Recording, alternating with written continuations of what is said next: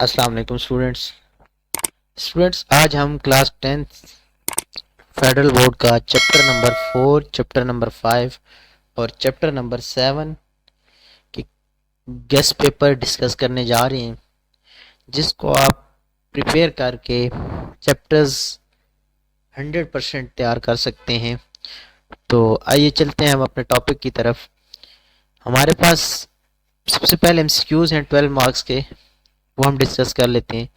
पहले है the selection structure that is within another selection structure is known as.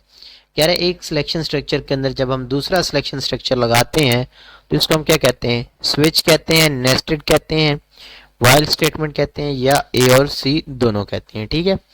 दूसरा है if the switch does not match any of the case constant control goes to the keyword. कह रहे कि अगर switch जो है वो हमारे पास मैच नहीं करता किसी कांस्टेंट के साथ, किसी केस कांस्टेंट के साथ, तो हमारा जो कंट्रोल है वो किस कीवर्ड के पास जाता है? केस के पास, मेन के पास, स्विच के पास या डिफॉल्ट। थर्ड है which statement can be used in the place off switch statement. वो कह रहा है कि हम कौन सा स्टेटमेंट जो है वो स्विच स्टेटमेंट के मुतबादिल यूज कर सकते हैं?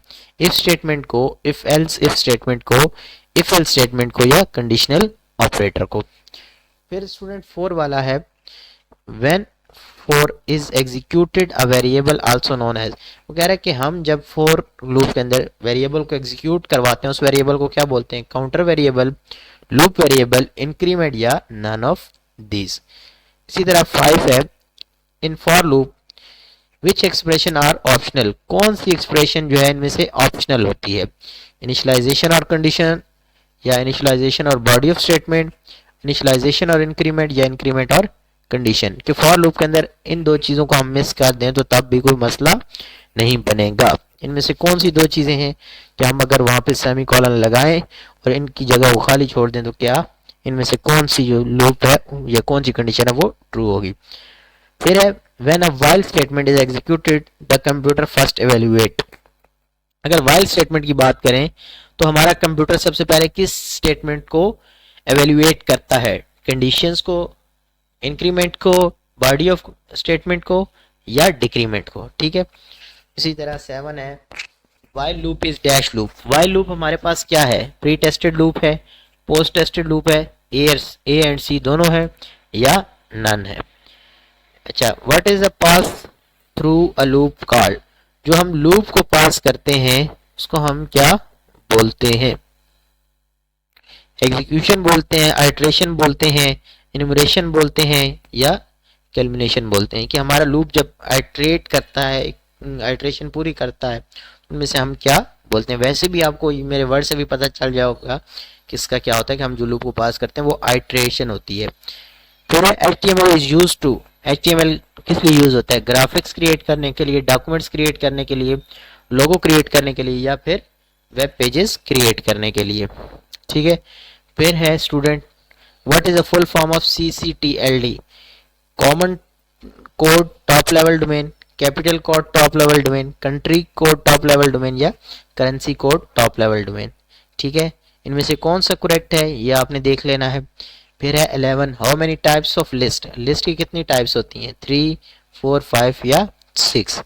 फिर है which of the following tag does not have closing tag. इनमें से कौन सा ऑप्शन है जिसका क्लोजिंग टैग नहीं होता? यहाँ तक उम्मीद करता हूँ कि आप लोगों को समझ आ गई होगी। आगे सेक्शन बी की तरफ चलते हैं। अब उसमें हमारे पास स्टूडेंट सबसे पहले 27 मार्क्स के शॉर्ट क्वेश्चंस हैं। पहला क्वेश्चन है write down the characteristics off switch statement. Switch statement की आपने कैरेक्टरिस्टिक्स लिखनी है। फिर क्वेश्चन नंबर 2 है what do you know about these terms. कौन सी टर्म्स हैं? पहली है गो टू। गो टू के बारे में आप क्या जानते हैं, क्या वर्क करती है, ये आपने लिखना है। फिर ब्रेक स्टेटमेंट के बारे में लिखना है। फिर आपने कॉन्स्ट के बारे में लिखना है। ठीक है। थर्ड है write the following statement using conditional operator.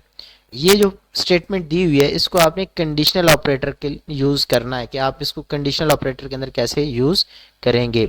इसी का और क्वेश्चन गिवन है write the following statement using if else statement.